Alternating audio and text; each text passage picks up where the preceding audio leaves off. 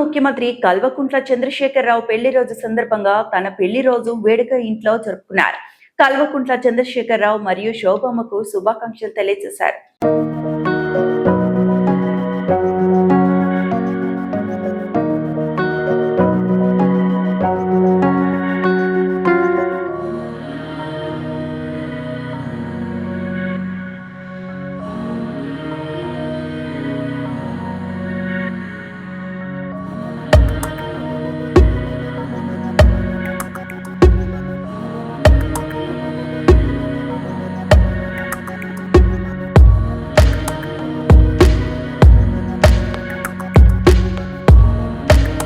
మరిన్ని అప్డేట్స్ కోసం మా ఛానల్ని సబ్స్క్రైబ్ చేయండి.